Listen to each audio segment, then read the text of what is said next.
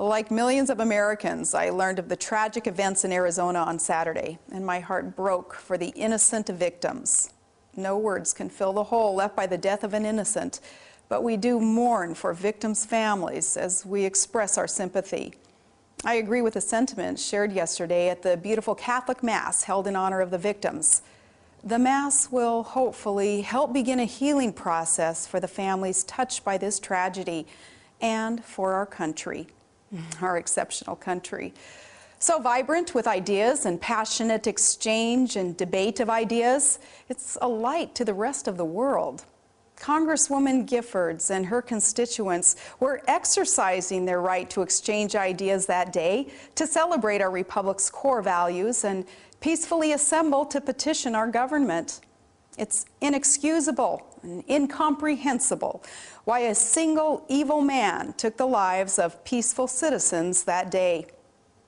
Now, there's a bittersweet irony that the strength of the American spirit shines brightest in times of tragedy. We saw that in Arizona. We saw the tenacity of those clinging to life, the compassion of those who kept the victims alive, and the heroism of those who overpowered a deranged gunman. Like many, I've spent the last few days reflecting on what happened and praying for guidance.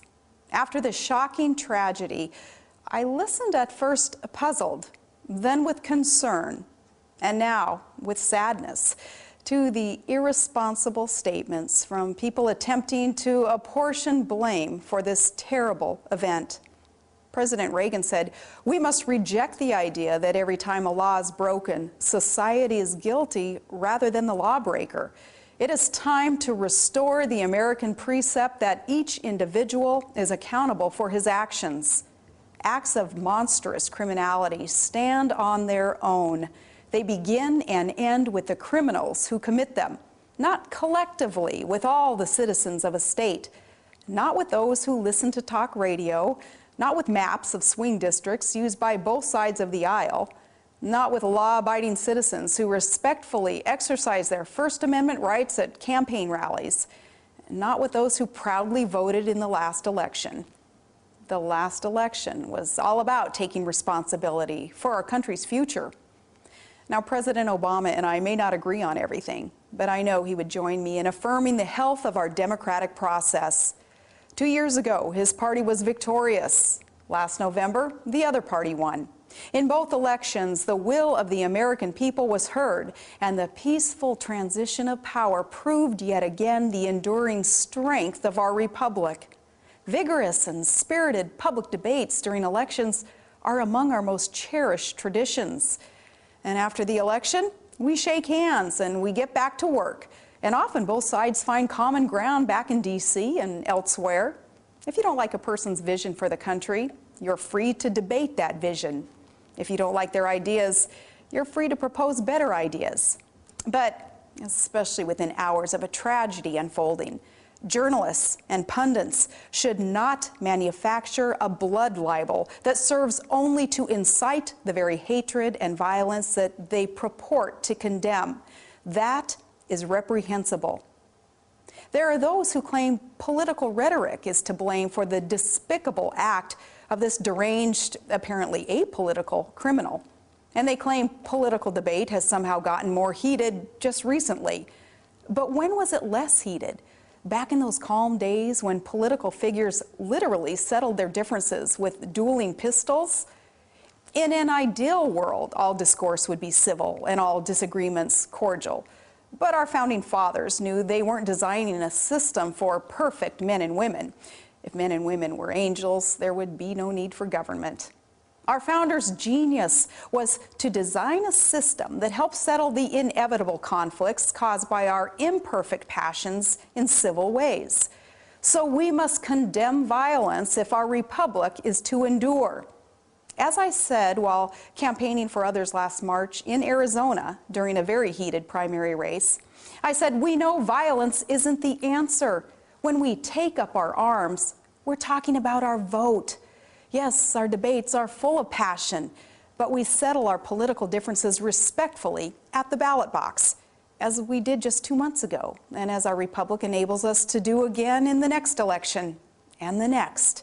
That's who we are as Americans and how we were meant to be. Public discourse and debate isn't a sign of crisis, but of our enduring strength. It is part of why America is exceptional. No one should be deterred from speaking up and speaking out in peaceful dissent. And we certainly must not be deterred by those who embrace evil and call it good.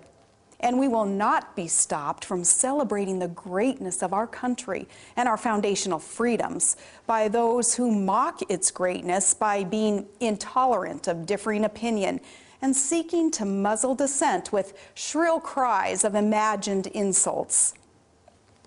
Just days before she was shot, Congresswoman Giffords read the First Amendment on the floor of the House. And it was a beautiful moment, and more than simply symbolic, as some claim, to have our Constitution read by our Congress. I am confident she knew that reading our sacred Charter of Liberty was more than just symbolic. But less than a week after Congresswoman Giffords reaffirmed our protected freedoms, another member of Congress announced that he would propose a law that would criminalize speech that he found offensive. It is in the hour when our values are challenged that we must remain resolved to protect those values. Recall how the events of 9/11 challenged our values, and we had to fight the tendency to trade our freedoms for perceived security. And so it is today. Let us honor those precious lives cut short in Tucson by praying for them and their families and by cherishing their memories. Let us pray for the full recovery of the wounded. And let us pray for our country. In times like these, we need God's guidance and the peace He provides. We need strength to not let the random acts of a criminal turn us against ourselves or weaken our solid foundation or provide a pretext to stifle debate. America must be stronger than the evil we saw displayed last week. We are better than the mindless finger-pointing we endured in the wake of the tragedy. We will come out of this stronger and more united in our desire to peacefully engage in the great debates of our time, to respectfully embrace our differences in a positive manner, and to unite in the knowledge that though our ideas may be different, we must all strive for a better future for our country. Yes, may God bless America.